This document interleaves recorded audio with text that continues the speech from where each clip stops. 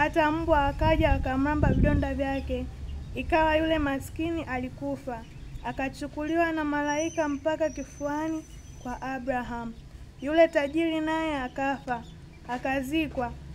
Basi kule kuzimu aliyainua macho yake alipokuwa katika mateso, akamuona Abraham kwa mbali na Lazaro kifuani mwake. Akalia akasema, E baba Abraham, nihurumie, mtume Lazaro achove ncha ya kidole chake majini, auburudishe ulimi wangu, kwa sababu ninateswa katika moto huu. Mstari wa 25. Abrahamu akasema, mwanangu, kumbuka ya kwamba wewe ulipokea mambo mema yako katika maisha yako, na Lazaro hivyo hivyo alipata mabaya, na sasa yeye yupo hapa anafarijiwa, na wewe mzima. Bwana Yesu asifiwe.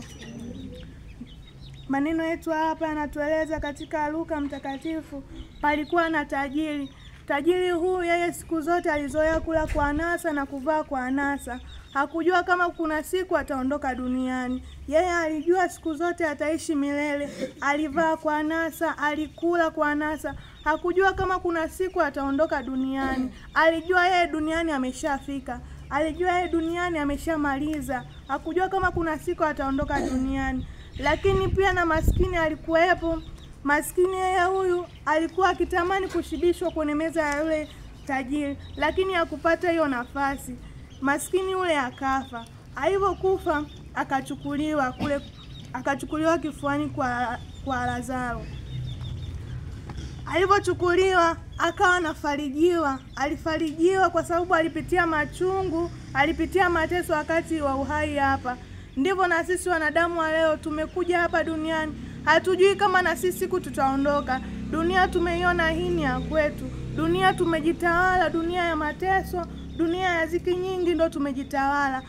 Kuna siku na sisi tutaondoka. Na hiyo siku tukiondoka sisi, je, tutakuwa kama yule tajiri au tutakuwa kama yule maskini? Tajiri huyu yeye aliona kama dunia hii ni ya kwake. Alifanya kila kitu kwa anasa, alitembea, alivaa, alikunywa kwa anasa, alitumia vibaya ule muda aliokuwa nao. Na sisi wapendwa, je, tupo wapi? Tupo kifuani kwa Abraham au tupo kwa yule kule kuzimu? Maana kuna siku na muda na sisi tutalia. Maana kule kuna mateso, kule kuna ziki. Ananyanyua kinywa chake, ananyanyua na macho yake anamwangalia, anamkutana na Lazaro kifuani kwa Abraham. Analia, na sisi ipo siku tutalia, maana kule kuna mateso, kuna ziki nyingi kule. Maana huu muda haya maisha tunadhani tunafurahi, lakini sio kufurahi, ni shida tupu. Ni shida, tunakutana na shida. Leo hii utafurahi, leo hii utacheza, leo hii utacheka, lakini kuna siku ya kulia na kusaga meno. Bwana Yesu asifiwe. Rizika, tazama, mtegemee Mungu. Mlilie Mungu. Tuteseka katika mambo ya Mungu, usiteseke katika starehe za dunia.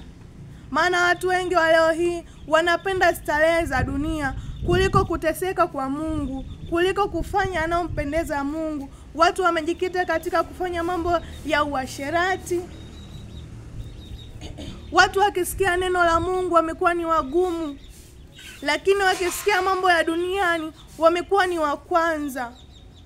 Kuna siku inakuja, haijulikani siku wala saa atakapokuja mwana wa Adamu. Hata malaika mwenyewe waliopo kule mbinguni hawajui siku hii itakuja lini. Kwa hiyo nakupasa ujiandae, ujitengeneze. Bwana Yesu asifiwe sana. Kwa hiyo tutembee katika njia ya Bwana.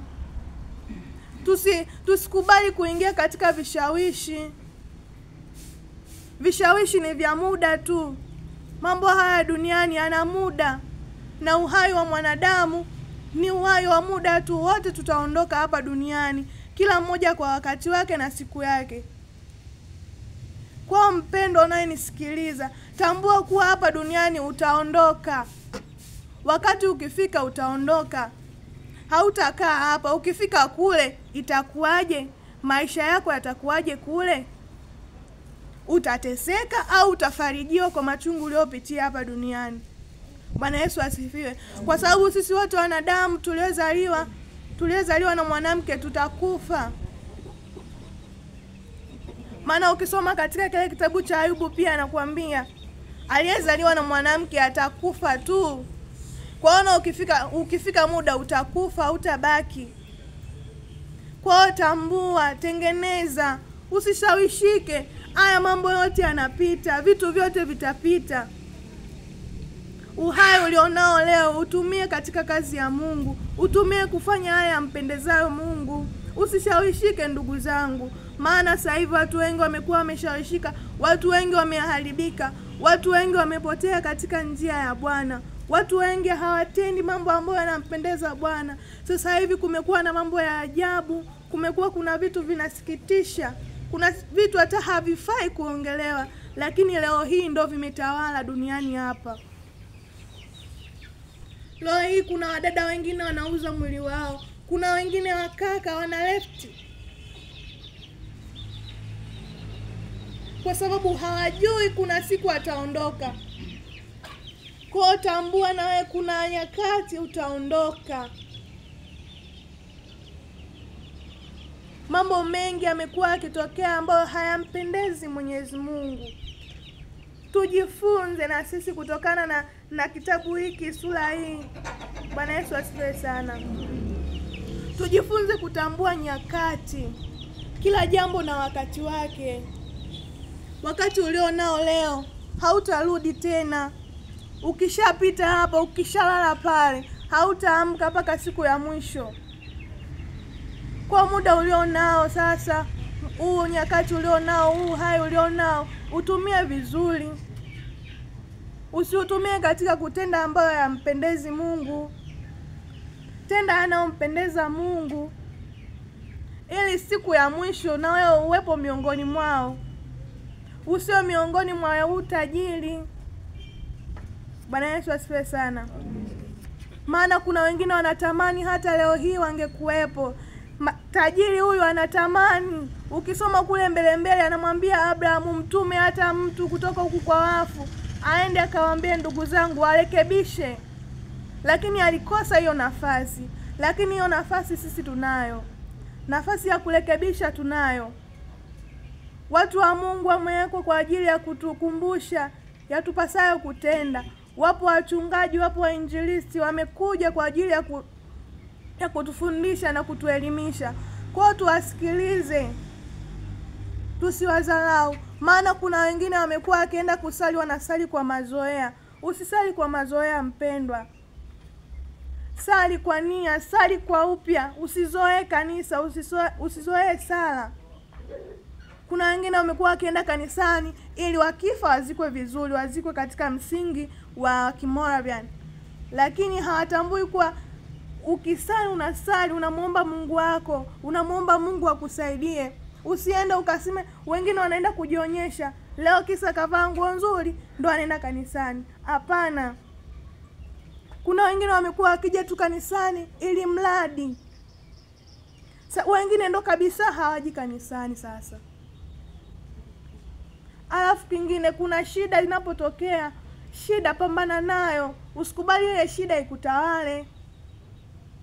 Kuna wengine wakipata shida tu kidogo hawaji kanisani. Majaribu wanaokutana nayo hawaji kanisani, au changamoto kutokana tu na hali ya ilivyo hawaji kanisani. Nenda kanisani hata kama una changamoto ya aje, hata ujui utakula nini, utavaa nini, nenda kanisani.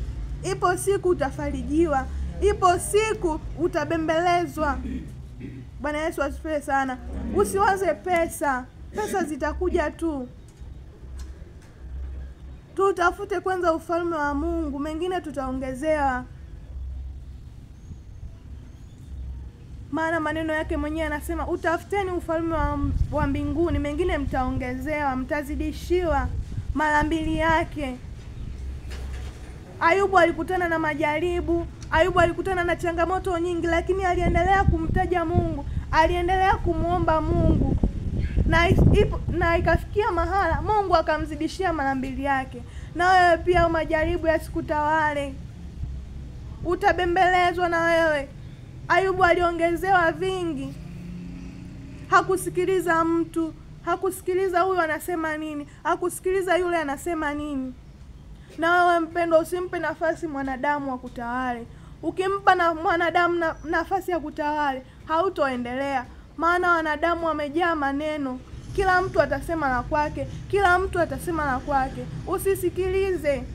Simama tu na imani yako. Ukisimama na imani yako ndio itakusaidia. Itakusaidia kufanya. Maana mwanadamu hata ukifanya zuri ataona baya. Mwanadamu ameumbiwa.